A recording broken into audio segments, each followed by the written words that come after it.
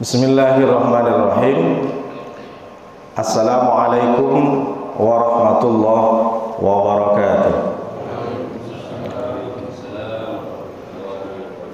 Alhamdulillah ala ni'amihi fi hadzal syahri Sya'ban azimin alladzi ja'alana minal muslimin al-kamilin wa amarna bi ittiba'i sabilil mu'minin. Asyhadu an la ilaha illallah wahdahu la syarika lahul haqqul mubin wa asyhadu anna sayyidana wa nabiyana Muhammadan abduhu wa rasuluh shadiqul wa'dil amin. Allahumma shalli wa sallim wa barik ala sayyidina Muhammadin wa ala alihi wa sahbihi ajma'in, amma ba'du. Bapak-bapak, ibu-ibu, para pengurus masjid, imam masjid, ketua masjid, ketua yayasan Al-Mukhlisin, sekretaris, bendahara, semua yang terlibat dalam memakmurkan Masjid Al-Mukhlisin, baik dari segi fisik, dari segi mental, ibu-ibu yang selama ini sudah mendukung kegiatan baik di Al-Mukhlisin, kita doakan bersama-sama mudah-mudahan panjang umurnya, amin. Mudah-mudahan dimurahkan rezekinya oleh Allah, amin. Diberikan anak-anak yang soleh dan solehah, anaknya menjadi pemimpin-pemimpin Islam, menjadi orang-orang yang bisa mengharumkan nama orang tuanya nanti. Dan mudah-mudahan terutama di perumahan Cipta Karya ini Allah selalu turunkan rahmat, sehingga orang-orang terutama jemaah Masjid Al-Muhsin yang masih setia selalu ngikutin kajian subuh ini, Allah jadikan menjadi hamba yang husnul khotimah, amin ya rabbal alamin. Bapak Ibu yang dimuliakan oleh Allah, baik semua kabarnya kan?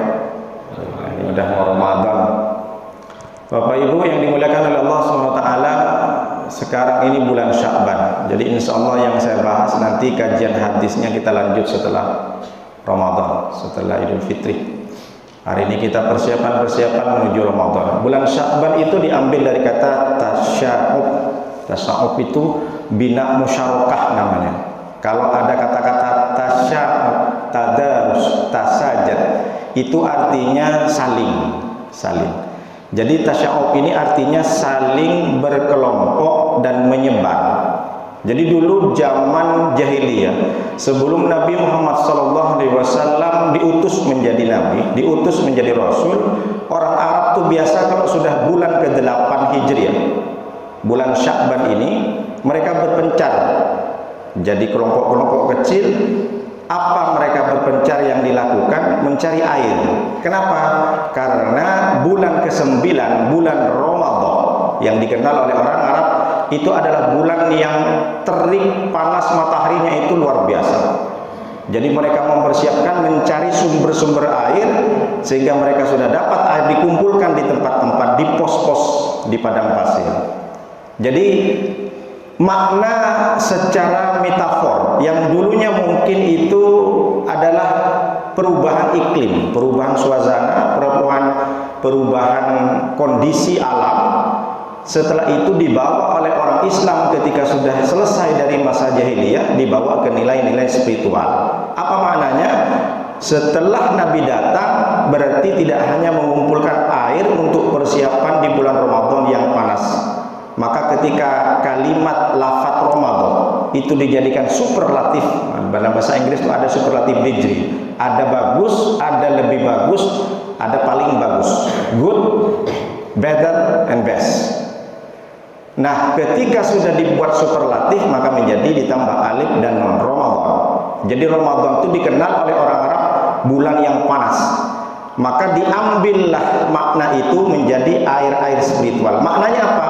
Di bulan Sya'ban kita sebagai hamba Allah, karena nanti ada pembakaran, ada terik matahari yang bisa membakar silaf, membakar dosa, membakar salah kita. Persiapkan air-air spiritual untuk mensucikan hati kita, bersihkan dari sekarang. Jadi jangan nunggu Ramadan kita untuk sholat tahajud. Makanya yang kita bahas ini hari ini adalah, kalau saya disingkat itu menjadi Tamuku Ramadan. Tamuku Ramadan itu singkatan. Yang pertama adalah taubat, T. Jadi hari ini adalah hari persiapan menuju Ramadan, kita mesti taubat. Apa itu taubat? Diambil dari kata tabah yatubu taubatan, kembali ke jalan. Dicontoh nih, saya contohkan Ustadz Abbas. Ustadz Abbas penunjuk jalan, saya lagi bingung. Ada di Kampung Nangka, depan SD 05. Saya tanya Ustaz Abbas, kemana jalan menuju Masjid Baitur Rahman? Pak Ustaz lurus saja. Dari Kampung Nangka lurus saja, ada tanjakan. Disitulah Masjid Baitur Rahman. Hanya seperti itu petunjuknya. Lalu kemudian saya jalan dari Kampung Nangka itu. Tiba-tiba saya nengok tanjakan di Masai Gading Mas. Saya masuk ke dalam. Sampai di lapangan Masai Gading Mas, saya telepon Ustaz Abbas. Ustaz Abbas, ini kok perumahan, mana masjidnya? Pak Ustaz di mana sekarang? Saya kayaknya masuk pintu gerbang, nampaknya Masai Gading Mas. Oh Pak Ustaz salah. Pak Ustaz kok bisa masuk situ? Saya nengok Google Map. Berarti saya tak percaya sama Ustaz Abbas, percaya sama Google Map. Nah, kata Ustaz Abbas, Ustaz Nuruddin sekarang balik lagi. Balik ke mana? Balik ke asal. Jalan asal di mana? Kampung Nangka. Jadi taubat itu kembali ke jalan, bukan jalan Kampung Nangka, jalan yang benar. Kenapa dibilang jalan yang benar? Siapa yang benar? Yang maha benar adalah Allah. Jadi taubat itu kembali kepada Allah, kembali ke jalan Allah. Ya ayyuhalladzina amanu tubu ilallahi taubatan nasuha. At-Tahrim ayat 8. Wahai orang-orang yang beriman, kita orang beriman semuanya, tapi disuruh oleh Allah untuk bertaubat. Kembalilah engkau kepada jalan Allah, taubatan nasuha, dengan taubat nasuh, nasih, murni, semurni-murninya. Karena syarat taubat itu ada 3. Yang pertama, menjauhi dosa-dosa yang kita lakukan, yang pernah kita lakukan atau yang tak pernah kita lakukan. Lalu yang kemudian yang kedua, jangan pernah mendekati, jangankan melakukan, mendekat saja tak boleh. Lalu yang ketiga, syaratnya itu adalah untuk taubatan nasuha. Berarti itu namanya menyesali dengan pekerjaannya. Menyesal itu bukan seperti ini. Kamu kenapa sekarang udah tak main judi lagi? Aduh, kapok Pak Ustaz. Saya taubat Pak Ustaz. Kenapa? Saya sudah kalah. Oh, berarti dia taubat karena kalah judinya. Itu bukan taubat namanya, bukan menyesal. Kenapa kamu sudah nggak main perempuan lagi? Aduh Pak Ustaz, saya hancur semua. Rumah tangga saya hancur karena gara-gara selingkuh itu. Jadi saya taubat Pak Ustaz. Jadi taubatnya karena hancur keluarga. Jadi taubat kembali kepada Allah, berhenti dari dosa karena Allah. Nah, itu baru menyesal. Menyesal itu artinya juga tidak menceritakan kepada orang. Oh, dulu saya di Tiban Center saya preman gitu sana. Semua takluk sama saya. Tapi sekarang saya taubat. Nah, itu bukan taubat namanya. Berarti masih bangga dengan dosanya. Taubat ini menyesal, ingin meleburkan dosa, yukaffiru ankum sayiatikum. Kata Allah lanjutannya kalimatnya itu akan dilebur dosanya, dihapus dosanya orang yang taubat karena Allah, bukan karena manusia, bukan karena kalah judi, bukan karena hancur keluarganya, bukan. Taubat karena kembali ke jalan yang benar. Lalu bagaimana caranya taubat itu? Langkah pertama, taubat ini tak mesti harus dosa besar Bapak Ibu. Jadi saya mau taubat, kenapa? Saya berzina, bukan. Salah, silap dosa, sering berdusta. Jadi intinya begini, persiapan pertama adalah siapkan diri bagaimana memperbaiki hubungan dengan Allah. Selama ini banyak dusta mungkin, selama ini banyak mencaci maki, sumpah serapah. Yang selama ini mohon maaf mungkin barangkali sering main game, memang main game skater tapi dengan cara-cara berjudi, beli chip dan segala macam, taruhan sama orang, berhenti. Sekarang mulai berhenti. Yang mungkin pernah mencuri, berhenti. Yang mungkin mohon maaf suami sering melirik bini orang, berhenti. Yang perempuan sering gangguin suami orang, berhenti. Berhenti sekarang, berhenti. Taubat, kembali ke jalan yang benar. Jadi tak mesti harus dosa besar. Lalu bagaimana caranya? Maka Nabi mengatakan, hadis riwayat datang dari Sayyidina Ali. Apa kata Nabi? Ma min muslimin yudnibu dzamban. Tidaklah seorang muslim berbuat dosa, berbuat salah, berbuat khilaf, berbohong, berdusta, mencaci maki, sering ceritain aib orang. Maka kata Rasulullah SAW, yang pertama summa yatatahharu, mandi taubat. Bagaimana Pak Ustaz mandi taubat? Mandi seperti mandi junub. Aduh, tak tahu itu Pak Ustaz. Bapak berapa anaknya? Udah 5. Tak tahu mandi junub, udah anak-anaknya 5. Niatnya sama dengan mandi junub, mandi wajib. Basahin semuanya. Gimana cara basahin Pak Ustaz? Kan pakai gayung atau pakai ember? Tak tahu juga Pak. Nah, Bapak kalau nggak mau repot, datang ke sungai. Di sini mana? Sungai Ladi. Datang Sungai Ladi, Bapak kejebur. Insya Allah bukan cuma dosa yang hilang, Bapak juga hilang. Kalau hari ini tak tahu mandi junub, itu repot. Anak sudah 5 tak tahu mandi junub. Setelah mandi, apa kata kata Rasulullah, summa yusalli raka'atain. Baru sholat 2 rakaat. Kapan enaknya? Setelah bangun tidur. Baru bangun tidur, mandi, habis mandi, taubat, baru sholat wudu.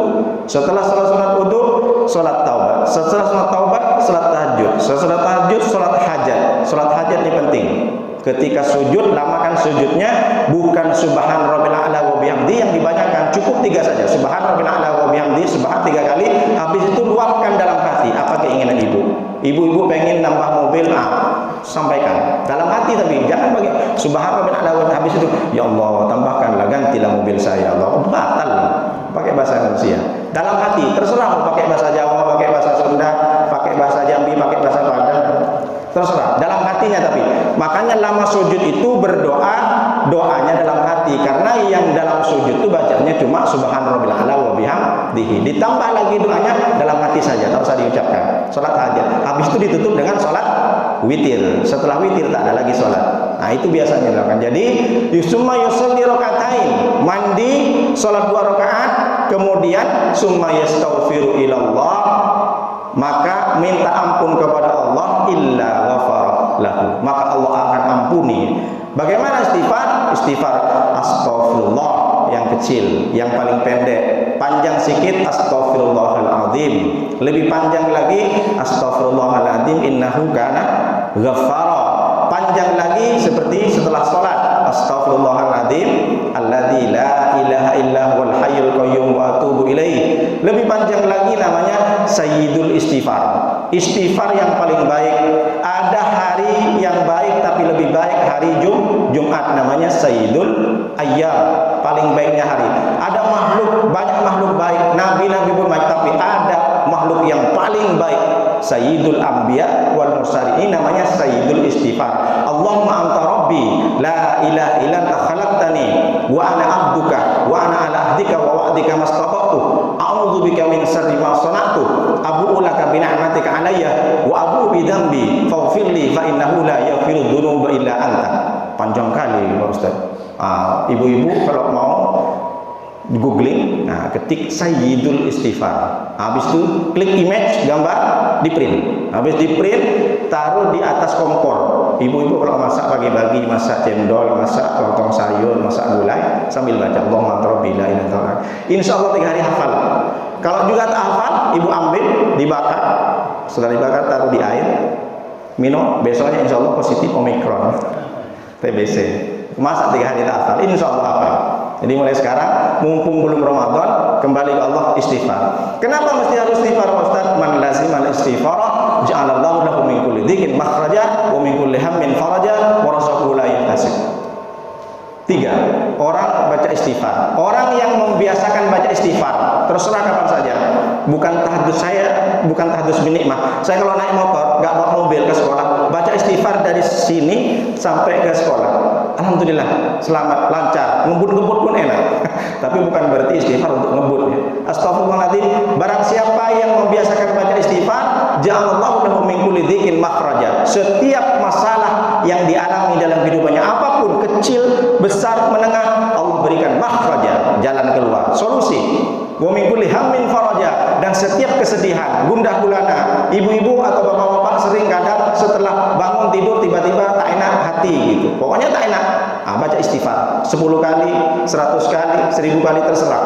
Kalau kalau Abi Hurairah itu sampai 2000. Kita berapa istighfar setiap hari? Minimal 100 lah. Pagi 30, siang 30, petangnya 30, udah 90, malamnya 30. Alhamdulillah 120. Mulai sekarang mumpung belum Ramadan, kita baca istighfar. Dan setiap kesusahannya juga Allah berikan kelapangan, ketenangan hati. Wa razaqahu min haitsu la yahtasib. Allah berikan rezeki yang tidak terduga-duga. Insya Allah ada jalan rezeki. Oleh karena itu yang pertama apa? Taubat. Jadi mulai sekarang ibu-ibu, apalagi sering ikut pengajian, bapak-bapak, alhamdulillah Pak Ustaz, harus ada perubahan. Itu ibu-ibu dulu sebelum ikut pengajian Pak Ustaz, cerewet Pak Ustaz, tok. Tapi setelah pengajian Pak Ustaz diam. Setelah diam, kenapa diam? Sariawan. Itu Pak Ustaz, bapak tuh badannya besar, gagah. Ikut pengajian Ustaz, udah tak sangar lagi Pak Ustaz. Dulu tak pernah nyapa Pak Ustaz, lewat aja, pakai moge aja Pak Ustaz. Oh, sombongnya minta. Sekarang udah enggak karena pensiun katanya, udah sombong lagi. Jadi harus ada perubahan. Jadi mulai sekarang ibu-ibu yang mungkin media sosial kemarin, mohon maaf, bapak-bapak juga bukan berarti saya mau sudah, yang mungkin media sosialnya diisi dengan singgung, menyindir-nyindir orang, nyakitin orang, berhenti. Atau mungkin ada yang ibu-ibu lagi punya akun TikTok sering joget-joget, berhenti. Bahaya nanti, tapi lagi joget, stroke pula nanti.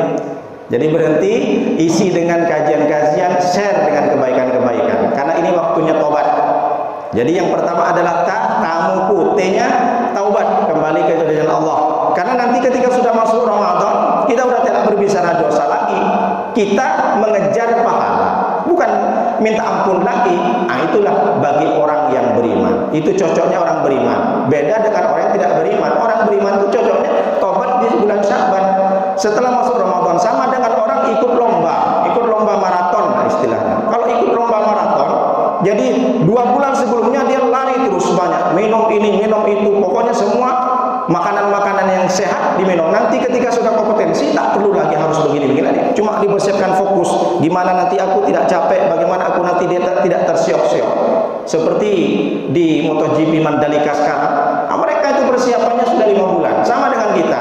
Jadi kita ketika Ramadan meraih pahala, bukan masih minta ampunan lagi, meskipun bulan Ramadan adalah bulan ampunan. Jadi kita tidak sibuk. Orang beriman, orang yang sudah khusyuk ngaji di kajian subuh setiap hari Minggu, maka mestinya di bulan Ramadan meraih rahmat dan ridho, tidak sibuk lagi minta ampun. Yang pertama taubat. Lalu yang kedua, tamuku, T taubat A. A-nya itu saya singkat aja biar mudah, makanya saya singkat tamuku. A itu adalah silaturahmi. Perbaiki hubungan kita dengan orang, perbaiki kita hubungan dengan kita saudara, dengan tetangga. Yang pertama, perbaiki hubungan dengan Allah dengan cara taubat, hablum minallah. Yang kedua, perbaiki dengan manusia, hablum minan nas, silaturahmi. Kenapa? Karena Nabi mengatakan man sarrahu ayyub satulahu fi rizqihi wa ayyun sa'alahu fi athari falyasil rahimahu. Hadis Bukhari dan Muslim. Barang siapa yang ingin dimurahkan rezekinya, dipanjangkan umurnya, falyasil rahimah, maka sambunglah silaturahmi. Ada silaturahmi, ada silaturahim. Kalau silaturahmi tidak ada hubungan darah, sama dengan saya hari ini, saya alhamdulillah selalu bersilaturahmi. Jadi ini juga sangat memberikan kekuatan yang baik kepada saya, karena setiap minggu secara tidak langsung saya sudah silaturahmi. Ada silaturahim. Silaturahim itu ada hubungan darah, ipar, sepupu, itu silaturahim. Makanya ibu-ibu, bapak-bapak yang masih punya orang tua di kampung, tidak hanya tetangga yang kita salaman, tidak hanya tetangga yang kita sapa, teman sekerja, kantor, semuanya minta maaf. Rumah di kampung ada orang tua, ditelepon. Wa qadha rabbuka alla ta'budu illa iyyah wa bil walidaini ihsana. Imma yabluguna indakal kibar ahaduhuma aw kilahuma fala taqul lahumā uff wa la taqul lahumā wa la tanharhumā wa qul lahumā qawlan karīmā. Artinya apa? Silaturahmi tidak hanya kita lakukan dengan saudara, dengan tetangga, dengan teman kantor, sahabat, akrab, teman nongkrong, tapi juga orang tua, telepon orang tua. Karena Allah menggunakan kata ihsana. Setelah engkau menyembah aku, kata Allah, ihsana, berbuat baiklah. Allah menggunakan kalimat ihsan. Ihsan ini adalah kebaikan yang tidak pernah putus. Sama dengan kita mencari rahmat kepada Allah, tidak pernah lelah kita mencari pahala kepada Allah. Sama dengan berbuat baik. Karena antonim, lawan kata dari berbakti kepada orang tua itu bukan durhakanya sebagaimana orang menyakiti. Oh, saya tak pernah nyakitin orang tua, Pak Ustaz, berarti saya sudah berbakti. Salah. Kamu memang tidak pernah marah, tak pernah bentak, tapi kamu tak pernah menelpon, tidak termasuk berbakti. Jadi jangan anggap berbakti lawan katanya durhaka. Berbuat baik lawan katanya durhaka. Jadi kita tak durhaka sama orang tua, tak pernah marah, dianggap berbakti. Tidak. Orang tidak berbakti meskipun dia tidak marah-marah kepada orang tuanya. Contoh, dia punya pulsa, tak pernah nelpon. Dia dekat rumahnya dengan orang tua, tak pernah nengok. Itu satu. Jadi jangan dikira berbakti kepada orang tua yang penting saya tak nyakitin orang tua, tapi tak pernah nelpon. Nelponnya setahun sekali, itu namanya masih termasuk tak berbakti. Lalu kemudian fala taqul lahumā uffin imma yablughanna indakal kibara ahaduhuma aw kilahuma fala taqul lahumā uff meskipun engkau sudah ngumpul sama orang tuanya, jangan jadikan alasan ke orang tua bilang, meskipun kamu saya sudah ngajak jalan-jalan orang tua Pak Ustaz, saya sudah belikan emas, belikan baju, kurang apa lagi saya. Jangan alasan kebaikan yang kamu lakukan itu seenaknya kalian bilang, karena mentang-mentang kamu nih mak udah dibeliin emas, udah dihajikan, udah diumrohkan, masih aja ngeyel. Tak boleh juga. Kenapa? Karena tidak ada cerita orang tua salah. Meskipun orang tua salah ngomel-ngomel kepada kita, sikap kita diam. Setelah itu apa Ustaz? Diam dan diam. Jadi meskipun orang tua sudah salah, padahal kita udah benar, tapi ngomel-ngomel aja orang tua. Biasa orang tua. Wa nu'ammirun nakisufil afala yaqilun. Orang tua kalau sudah tua renta, dia kembali seperti anak-anak. Kenapa? Karena orang tua melihat kita itu seperti anak-anak. Jadi kalau ada orang tua marah ke kita, tak ada, padahal tak benar itu marahnya. Itu kenapa? Karena orang tua menganggap kita itu masih anak-anak. Jadi selalu diomelin. Maka jangan sampai kita melawan orang tua meskipun orang tua salah. Jadi jangan alasan meskipun kita sudah kasih rumah. Jadi yang kedua, silaturahmi kepada orang, salaman bertemu. Makanya tapi ada orang mempermasalahkan orang salaman. Bid'ah Pak Ustaz salaman setelah sholat. Ada kan seperti itu? Bid'ah, tidak ada ajaran Nabi. Padahal kata Imam Nawawi boleh.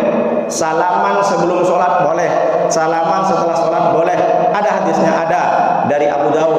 Ma min muslimain, ada dua orang muslim, tidaklah dua orang muslim kata Nabi SAW, yaltaqiyan, mereka saling bertemu keduanya, fayatasofahani, kemudian mereka bersalaman, illa ghufira lahuma, maka dia akan diampuni dosanya qabla ayyatafarraqa, sebelum mereka berpisah. Orang kalau bertemu sama-sama muslim, bersalaman saja sebelum mereka berpisah, Allah ampuni dosanya. Nah ini keren. Jadi orang kadang yang bid'ah-bid'ahkan, kapan Nabi tidak mengatakan apakah setelah sholat, sebelum sholat. Yang tak boleh itu salaman pas lagi sedang sholat, Allahu Akbar, saya Pak. Nah itu baru tak boleh, batal sholatnya. Silakan salaman. Tasaqat dzunubahuma kama tasaqat waraqatus syajar, kata Nabi. Akan gugur dosanya sebagaimana daun gugur dari pohonnya. Begitulah seorang muslim dari sekarang. Benci, dendam, iri, buang semua. Yang penting salaman. Perkara orang itu tak maafkan kita, tak masalah, bukan urusan kita. Yang penting kita maaf, datangin. Apalagi tetangga yang dekat. Ini kadang sholat berjemaah tiap hari, tapi sama orang itu masih ada sakit hati. Si anu itu ada di kanan, aku di kiri lah. Besoknya lagi, si anu itu ada di kiri, aku di kanan. Padahal sama-sama sholat, rokaatnya sama, subuhnya sama, tapi ternyata di hati masih berbeda. Kenapa? Karena memang setan seperti itu. Qad ya'isus setan ayyamudul musallun. Setan itu sudah putus asa, tidak membenci, tidak mempengaruhi orang yang sholat. Tapi setan itu apa? Walakin fit tahris. Setan itu memberikan, meracuni hati kita, memberikan, menanamkan permusuhan.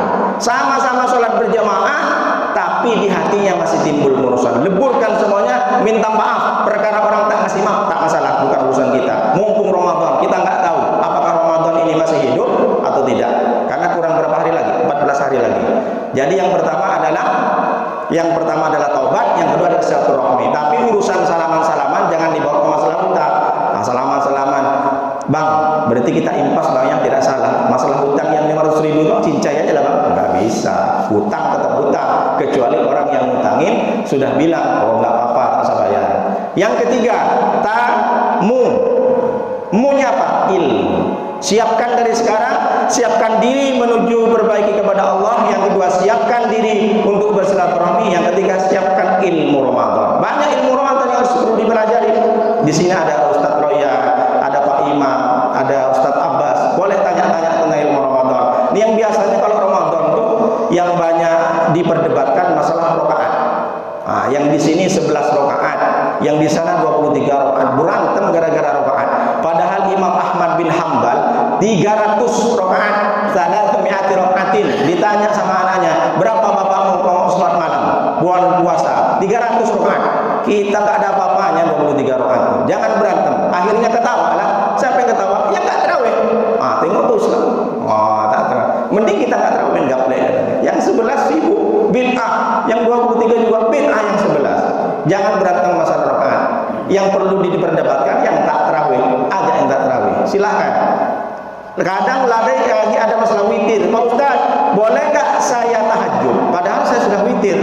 Kata Pak Ustaz itu tadi kan kalau sudah witir tak ada sholat lagi. Kalau sudah witir setelah rakaat tarawih, baru pulang, malamnya bangun boleh sholat tahajud lagi. Ditutup dengan tahajud, tak boleh witir lagi. Yang penting tidak melaksanakan witir lagi. La witroni fi lailatin. Kata Nabi SAW, tidak ada sholat witir 2 kali dalam satu malam. Jadi kalau ibu-ibu, bapak-bapak nanti setelah sholat tarawih, habis itu sholat witir, pulang ke rumah, boleh nanti bangunnya sebelum sahur, sholat tahajud boleh. Yang penting jangan witir lagi. Ada juga yang memperdebatkan masalah niat. Menurut Imam Maliki boleh niat 1 bulan. Nawaitu shaumas syahr fardhalillahi. Nawaitu shaumas syahr Ramadan fardhalillahi ta'ala. Imam Maliki. Jadi malam pertama kita boleh niat saya puasa 1 bulan. Kenapa alasannya? Kata Imam Maliki, banyak orang lupa niat kalau malam-malam. Jadi mulai sekarang saya sudah sampaikan ke Bapak Ibu agar antisipasi tidak ada alasan. Kamu kenapa tak puasa? Saya lupa niat Pak Ustaz. Ini banyak kayak gini. Kawan-kawan saya dulu banyak. Kenapa tak puasa? Tak niat, nggak ada gunanya, tak sah. Jadi Imam Maliki boleh. Malam pertama mungkin tanggal 2 April atau tanggal 3 April nanti niatkan. Kalau tak bisa bahasa Arabnya, saya niat puasa Ramadan 1 bulan penuh fardholillahi ta'ala. Jadi nanti ketika ibu-ibu, bapak-bapak lupa, tak masalah, masih sah. Tapi kalau Imam Hanafi, Imam Syafi'i, Imam Hambali wajib setiap malam. Boleh itu setelah buka, setelah sholat tarawih, sebelum sahur. Silahkan kapan saja, boleh. Jadi yang penting malam, diinapkan, menginap niatnya. Lalu kemudian banyak juga yang memperdebatkan masalah bacaan ketika di sela-sela sholat tarawih. Nah ini ada yang bilang bid'ah. Kalau bid'ah dolalah, kalau tolak neraka. Masa gara-gara baca doa setelah sholat tarawih, setelah dapat 10 rakaat, itu dibilang bid'ah. Subhanal malikil ma'bud, subhanal malikil mawjud, subhanal malikil hayyil ladzi la yanamu wa la yamutu wa la yafutu abada. Subuhun quddus rabbuna wa rabbul malaikati war ruh. Subhanallahi walhamdulillah wa la ilaha illallah Allahu akbar. Nah, yang penting pengurus masjid, Pak Ketua, mungkin boleh di print nanti. Mana tahu nanti yang baca Bilalnya Bilal 1, Bilal 2 berhalangan, mungkin lagi tanya batan atau kekenyangan nanti. Tak ada yang bisa, datanglah Bilal baru. Ditengok ada bacanya. Nanti kalau nggak ada bacanya, nanti nambah-nambah pula dia baca. Bun. Imamnya telat, makmumnya cabut. Nanti jangan ditambah-tambah. Jadi di print biar nanti semua bisa baca. Di print yang besar-besar. Nah ini bagus. Kenapa? Karena dulu di Mekah orang setelah di sela-sela sholat tarawih dia bertawaf, baca subhanallah walhamdulillah wa la ilaha illallah. Banyak macam-macam. Ada yang cuma selawat saja. Setelah lepas tarawih baru doanya Allahumma innaka afuwwun karimun tuhibbul afwa fa'fu anna ya karim. Dan kalau sudah baca kayak gini, nampak Ramadan besok. Nah, kita mesti harus direfresh, dicharger. Dari sekarang belajar ilmu. Banyak ilmu Ramadan. Tanya kepada ustadz yang ada. Jadi yang ketiga itu adalah persiapkan ilmu untuk menuju Ramadan. Lalu taubat, kemudian silaturahmi, ada ilmu Ku-nya itu pakai Q saja. Al-Quran. Siapkan Al-Quran Bapak Ibu. Boleh jadi selama 11 bulan ini Quran yang mungkin sakral menjadi mas kawin dulu, baru dibuka lagi. Ditengok di rumah Qurannya tahun 80. Dibuka, apa yang dipersiapkan? Persiapkan, niatkan dari sekarang. Saya bulan Ramadan hatam berapa kali nanti? Imam Syafi'i sehari semalam hatam 2 kali, 60 juz. Siangnya 30 juz, malamnya 30 juz. Kita berapa? Makanya kita mau ketemu sama Imam Syafi'i, hatamlah 2 kali setiap hari semalam. Saya belum bisa kalau sehari semalam hatam 2 kali. Tapi minimal ada niat untuk menghatamkan Quran. Selain menghatamkan Quran, kenapa mesti Al-Quran? Karena Al-Quran adalah bulan Ramadan, adalah bulan Al-Quran. Syahrul Ramadan alladzi unzila fihi Al-Quran. Makanya bulan Ramadan menjadi bulan suci karena diturunkan Al-Quran. Kota menjadi kota suci karena diturunkan Al-Quran di Mekah. Makanya Mekah menjadi kota yang suci. Gua biasa sama dengan gua yang lain menjadi suci karena diturunkan Al-Quran di gua itu. Gua Hira. Sampai sekarang orang sampai manjat-manjat, sampai dikejar bagaimana caranya bisa masuk ke gua Hira. Suci. Nabi manusia biasa sama dengan kita, berkeringat juga, tidur juga, minum juga, mohon maaf, membuang kotoran juga, buang air besar kecil. Tapi karena orang itu diturunkan mukjizat Al-Quran, maka dia menjadi mulia di antara para nabi. Jangankan manusia, Sayyidul Anbiya wal Mursalin Nabi Muhammad SAW. Nabi Muhammad manusia biasa sama dengan kita, tapi karena Al-Quran diturunkan ke beliau menjadi manusia. Jadi menjadi manusia yang baik. Jadi mulia itu karena Al-Quran. Orang kalau hidupnya tergantung dengan Al-Quran, insya Allah surga. Jadi apa yang mesti dipersiapkan? Yang dipersiapkan tidak hanya bagaimana saya bisa khatam Quran, tetapi mempelajari tajwidnya. Boleh jadi dari bapak ibu-ibu ada yang belum lancar. Al-mahiru bil Quran masafratil kiramil barar. Orang yang mahir Quran, membaca lancar Al-Quran, dia selalu ditemanin malaikat. Kemana-mana ditemani malaikat. Bahkan nanti di surga, tengok kanan malaikat, tengok kiri malaikat, depan pun malaikat, belakang malaikat. Lalu bagaimana orang tak lancar Pak Ustaz? Orang yang tak lancar ada spesial dari Nabi. Apa kata Nabi? Walladzi yaqra'ul Qur'an wa yatata'am. Dan dia gagap membaca Al-Quran, alaihi syakkun. Dia memiliki kesulitan dalam membaca Al-Quran, lahu ajrani. Mereka mendapatkan 2 pahala. Orang yang tak lancar baca Al-Quran dapat pahala. Kok bisa begitu? Kata Nabi SAW, man qara harfan fi kitabillah falahu ashrun. Orang yang membaca Quran 1 huruf, maka dia mendapatkan 10 pahala. La aqulu alif lam harfun. Kata Nabi, aku tidak mengatakan alif lam mim 1 huruf, tidak.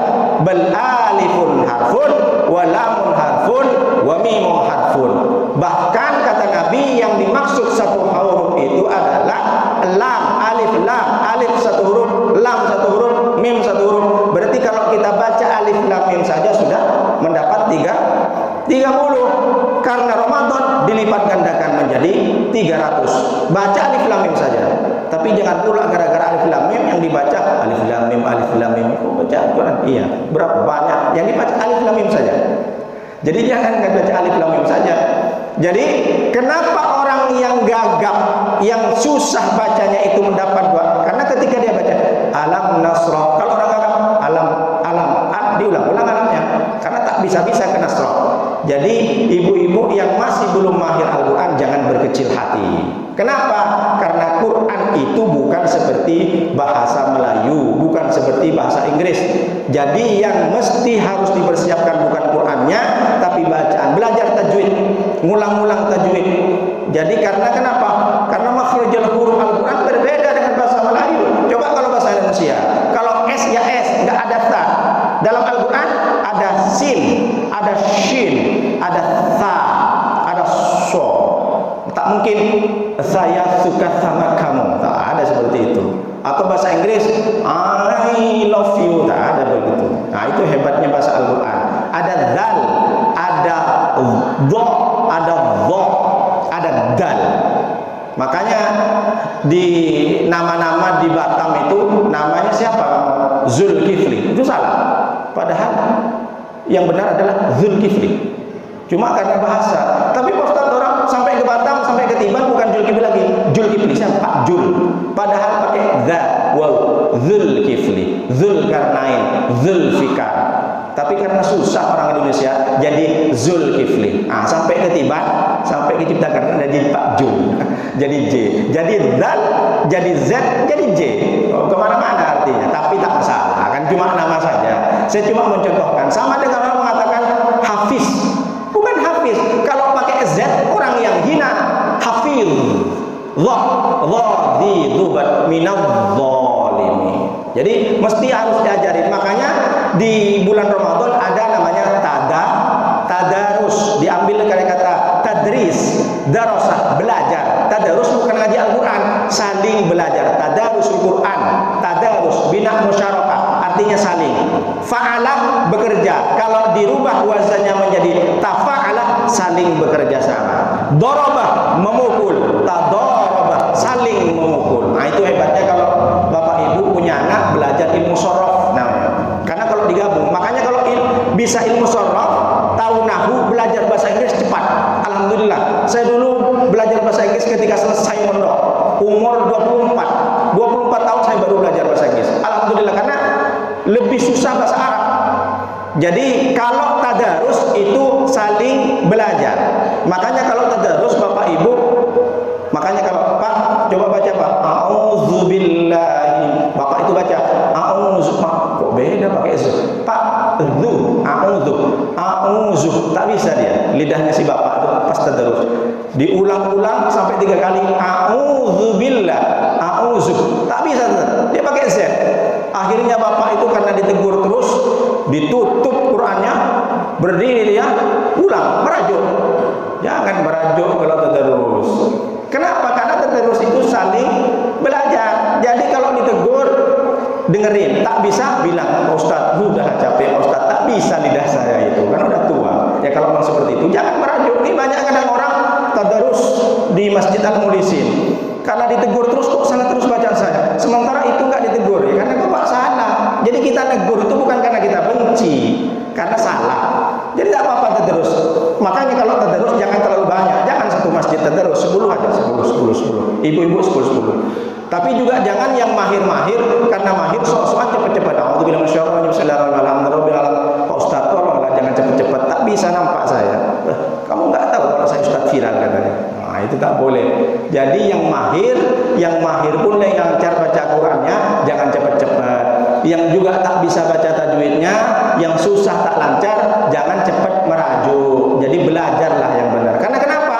Karena begitu besar pahalanya, dilipat gandakan. Yang biasanya sebelum Ramadan 10, maka ketika di bulan Ramadan jadi 100. Alif lam mim saja 3 huruf jadi 300. Yasin harusnya dapat 20 jadi 200. Ini kurang apa lagi?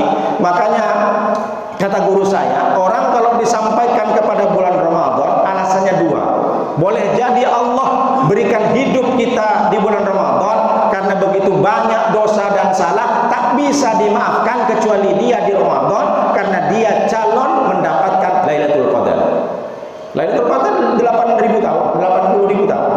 Jadi bayangkan kita umur paling mentok 70. Ini ada diskon besar-besaran pahala dihapus 80 tahun. Kurang apa lagi? 1000 tahun.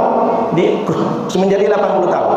Jadi kata guru saya itu, kalau kalian masih hidup di bulan Ramadan, boleh jadi begitu banyak dosa kalian tak bisa diampuni Allah kecuali masuk ke Ramadan. Yang kedua alasannya, mungkin kamu terlalu baik. Banyak orang yang senang dengan pemberianmu, banyak orang senang dengan kebaikanmu.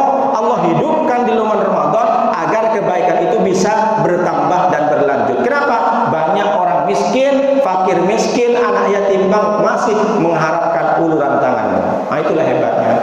Tapi Pak Ustaz, saya ngaji tak bisa. Saya mendengar aja Pak Ustaz. Boleh, dengar aja dapat rahmat.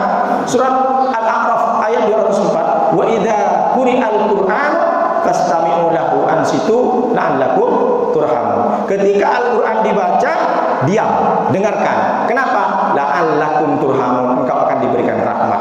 Oh, jadi Pak Ustaz, saya dengar aja Pak Ustaz bulan Ramadan karena dapat rahmat. Mendengar saja itu adalah level yang paling bawah. Yang paling tinggi levelnya membaca. Qiraatul Quran. Qiraatul Quran itu membaca. Kalau membaca keluar suaranya aja. Membaca keluar suaranya. Ini kadang ada orang, saya baca dalam hati, nggak dapat sunnahnya.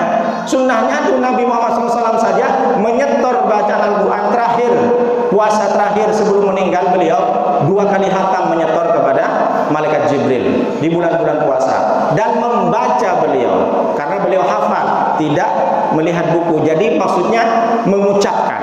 Jadi kalau baca Al-Quran yang sunnah ada suaranya, jangan qomat kamit. Qomat kamit itu berperasaan saja namanya. Jadi mumpung nanti kita disampaikan di bulan Ramadan.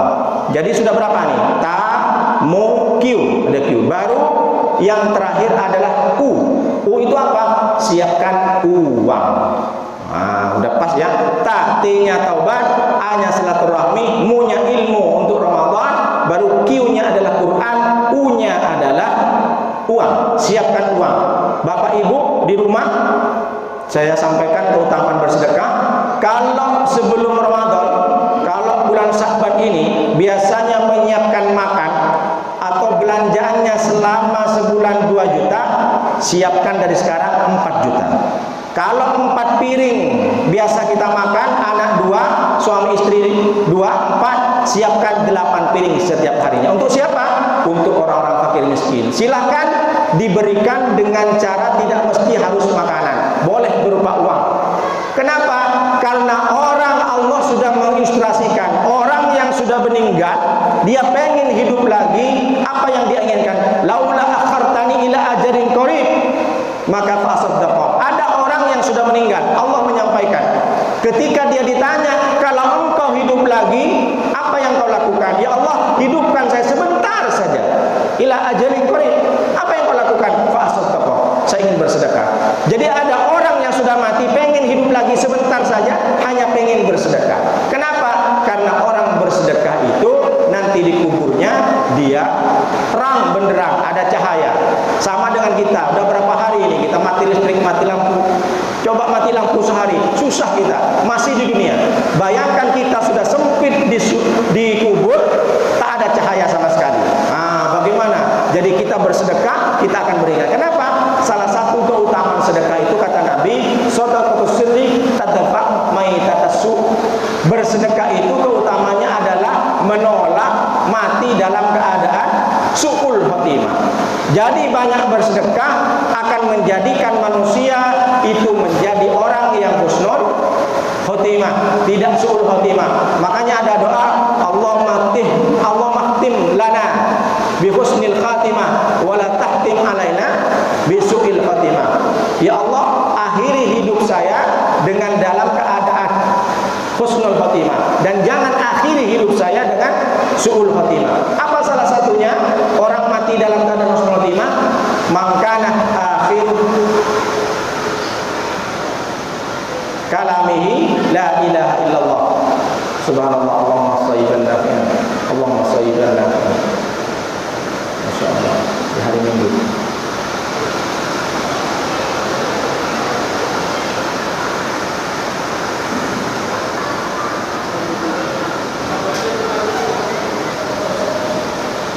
Salah satu ciri orang mati dalam keadaan husnul khotimah adalah mangkana akhiru kalamihi la ilaha illallah.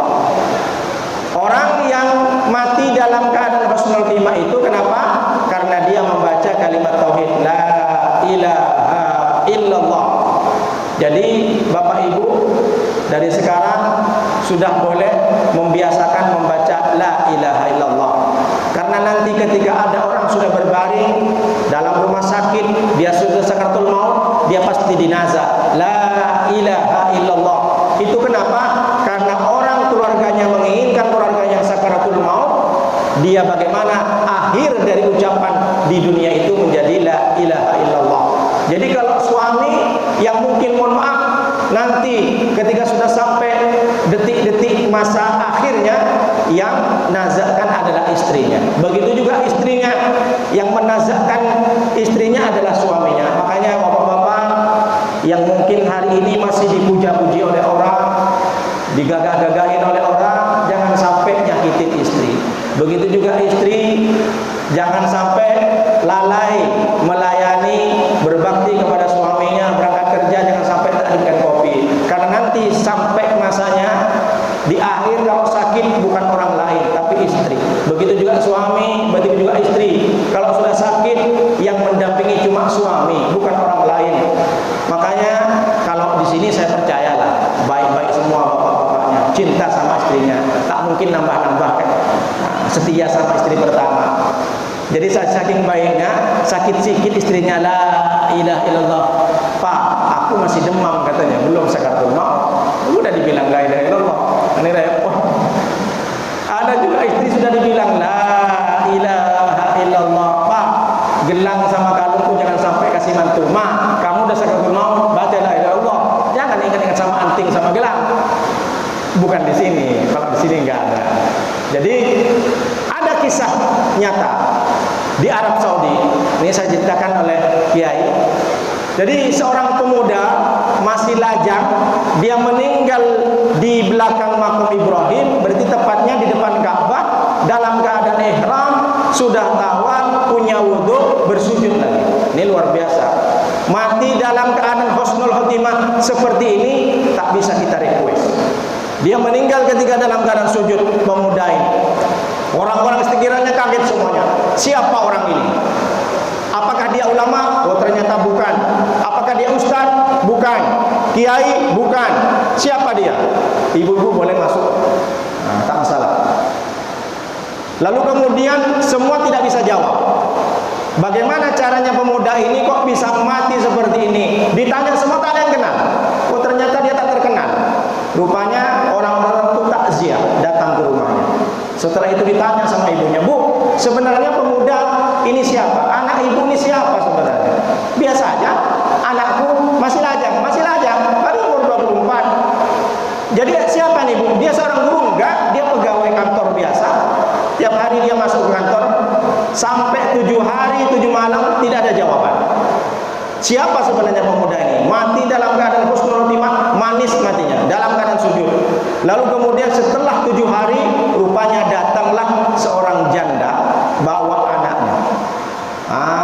Datang ke rumahnya, saya baru dengar kalau abang itu meninggal. Ibu siapa? Saya adalah janda, punya anak. Suamimu kemana? Sudah meninggal. Anaknya masih kecil. Kalau diukur sekarang masih SD.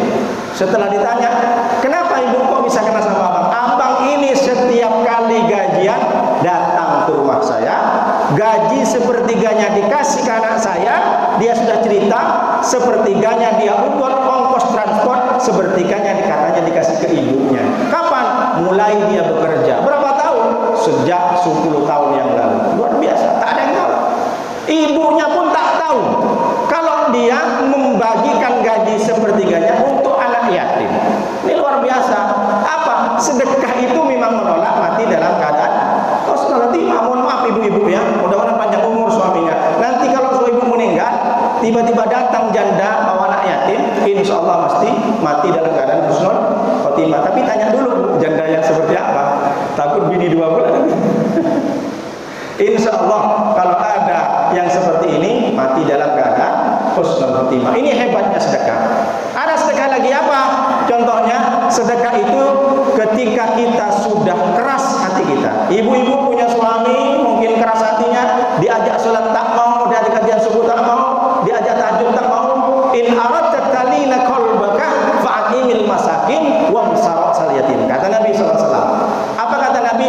Kalau engkau ingin melunakkan hatimu, maka berikan makan kepada masakin, orang-orang miskin. Wamsah yatim, dan usaplah kepala anak yatim. Itu kata Nabi Muhammad SAW. Jadi datanglah seorang pemuda kepada Nabi, Rasulullah, saya ini keras hati ya Rasulullah. Kenapa? Ada orang meninggal saya tak sedih, ada orang bahagia tak bisa ketawa. Kenapa hati ini saya? Maka kasih makan. Jadi bapak-bapak siapkan dari sekarang uangnya untuk bersedekah di bulan Ramadan full penuh, terserah seikhlasnya, 1000 pun jadi, minimal 1 kali makan untuk orang miskin. Cari orang miskin, banyak di luar sana yang belum bisa makan. Jadi kata Nabi SAW, kalau kalian punya suami atau punya istri yang keras, tak mau diajak pengajian, carilah panti asuhan, bawa duit, belikan nasi padang, kasih, atau baju, usap. Kenapa mesti harus diusap? Karena ini adalah bentuk kasih sayang. Nabi juga sudah mengatakan, man masahah ila yatimin aw yatimatin illa yamsahullah. Orang yang mengusap kepala anak yatim, memberikan sedekah kepada anak yatim, illa yamsahullah, tidak akan diusap kepala dia kecuali Allah yang mengusap, memberikan kebaikan, memberikan derajat nanti di surga. Kenapa harus begitu?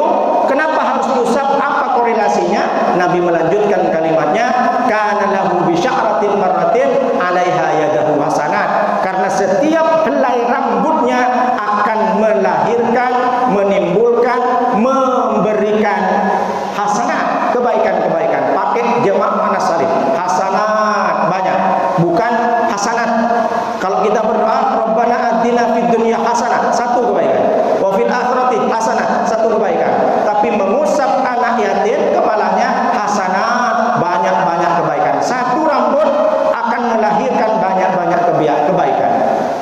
Ibu kenapa tak ngusap? Botak Pak Ustaz, nanti nggak ada pahala. Bukan seperti itu. Jadi karena botak tak diusap tetap pahalanya. Jadi yang diusap yang gondrong-gondrong saja. Makanya mungkin nanti sebelum Ramadan, menyambut Ramadan, di sini ada santunan anak yatim, meskipun 5 adakan acara atau enggak di rumah Bapak Ibu sendiri. Dan salah satunya sedekah itu kata Nabi, da'u mardakum bisedekah. Obati sakitmu dengan sedekah. Kalau Bapak Ibu ada sedikit-sedikit pusing, bersedekah. Sakit penyakit dulu ada, kata Abu Ammar Al-Misri, ulama besar, murid dari Imam Malik, dalam kitabnya bercerita ada seorang perempuan yang sakit keras, tak bisa diobati, sampai berobat ke Amerika, ke Eropa. Kemudian pulang dari Eropa, dengar hadis ini, da'u mardakum bisedekah, obati sakitmu dengan sedekah. Akhirnya setiap hari bersedekah. Dia kumpulkan anak yatim, kumpulkan penyakitnya dalam 3 bulan sembuh. Balik lagi ke Eropa untuk kontrol, kaget dokternya. Ibu kok cepat sembuh? Apa? Saya terapi apa, Bu? Saya tak terapi apa-apa, Pak dokter. Saya cuma berobat. Saya cuma memberikan sedekah kepada fakir miskin. Jadi kalau bapak-bapak mau sembuh penyakitnya, sedekah, insya Allah sembuh. Karena Nabi yang mengatakan. Bapak kenapa kasih 5.000? Saya cuma pening aja Pak Ustaz. Bukan masalah karena pening 5.000, karena sakit encok cuma 10.000. Baru kena kanker, baru banyak-banyak. Salah satu lagi keutamaan sedekah, 2 lagi. Apa kata Nabi SAW? Shadaqah sirri tudfi'u ghadabar Rabbi. Sedekah itu bisa menghapus marahnya Allah. Kama yudfi'ul ma'un nar. Sebagaimana air memadamkan api, memadamkan marah Allah. Apa maknanya? Apakah Allah marah kita? Dulu mungkin masa muda kita belum pernah diampuni oleh Allah.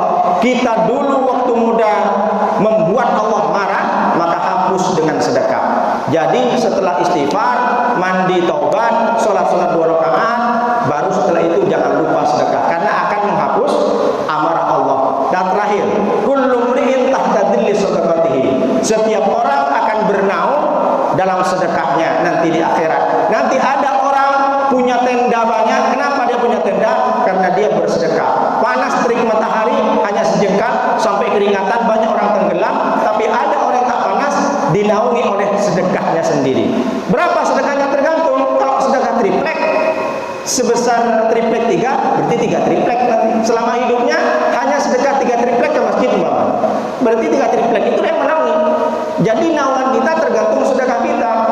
Jangan pula dirubah-rubah makna daripada ini. Saya dulu bangun masjid, kalau bukan saya bangun masjid itu gak megah masjid. Salah, berarti dia menghina Allah. Kita bersedekah menolong diri kita. Kita bersedekah ke masjid berarti kita membangun rumah di akhirat. Kita bersedekah di dunia berarti kita membangun naungan kita. Jangan dikira kalau bukan saya yang buat jalan itu tak mungkin orang bisa lewat. Nah, itu berarti namanya sombong, menghina Allah. Kita bersedekah itu menolong diri kita. Kita ngasih ke masjid di sini, kita menolong diri kita. Kasih karpet kita ini, kita menolong kita. Kenapa? Mayaksimu musliman tauban kana fi dimatil. Orang yang bersedekah selembar 1 kain, dia berada dalam lindungan Allah. Madamah hirqatun, selama kain ini tidak laku, meskipun tak dipakai.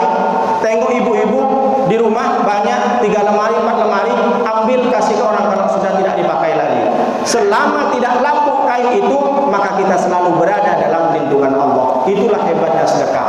Jadi ada 5: taubat, siapkan kita bersilaturahmi, kemudian siapkan ilmu Ramadan, lalu keempat siapkan Al-Quran untuk membaca, menghatamkan, belajar tajwid, dan yang terakhir siapkan doa. Insya Allah 5 amalan ini menyambut Ramadan. Kita di Ramadan kita tenang, hanya bisa menunggu pahala saja, tak repot lagi minta ampunan kepada Allah. Mudah-mudahan kita semuanya disampaikan kepada Ramadan tahun ini sehat semuanya, murah rezekinya, agar kita bisa bersedekah. Makanya bapak-bapak, ibu-ibu kalau berdoa kepada Allah, ya Allah jangan naikkan, bukan naikkan gaji saya, bukan naikkan gaji kita, banyakin harta saya, salah. Ya Allah tambahkan rezeki saya agar saya lebih banyak bersedekah lagi. Bulan depan ya Allah berikan saya kesempatan untuk lebih banyak bersedekah lagi. Kalau doa kita pengen bersedekah lebih banyak, otomatis uang akan bertambah. Minta ke Allah bukan minta tambah rezeki, bukan minta tambah uang, bukan naik pangkat, naik gaji, tapi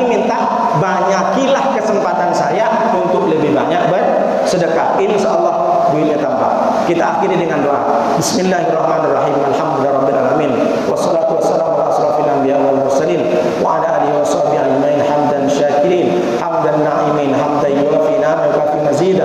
Ya Rabbana lakal hamdu kama yanbaghi li jalalika wa 'azimi sultanik. Allahumma shalli wa sallim wa barik ala sayyidina Muhammadin salatan tunjina biha min jamil ahwali wal afat wa taqdina ya Allah biha min jamil hajat wa tutahhuna biha min jamil sayiat wa tarfa'na biha 'indaka 'ala darajat wa tuballighuna aqsal ghayat min jamil khairati fil hayati wa ba'da al mamat. Allahumma inna nas'aluka salamatan fid din wa ziyadatan fil ilmi wa barakatan fil rizqi wa tawbatan qabla al maut wa rahmatan indal maut wa maghfiratan ba'da al maut. Allahumma hawwin 'alaina fi sakratil maut wan najata minan nar wal afwa indal hisab. Allahumma aslih lana dinana alladhi huwa ismatu amrina wa aslih lana dunyana allati fiha ma'asina wa aslih lana akhiratana allati fiha ma'adina waj'alil hayata ziyadatan lana min kulli khairin waj'alil mauta rahatan min kulli sharrin. Allahumma rabbana adkhilna mudkhala sidqin wa akhrijna mukhraja sidqin waj'alna min ladunka sultanan nasira. Rabbana atina fid dunya hasanah wa fil akhirati hasanah wa qina adzabannar. Rabbana taqabbal minna innaka antas samiul alim wa tub 'alaina innaka antat tawwabur rahim. Subhanaka rabbika rabbil izzati amma yasifun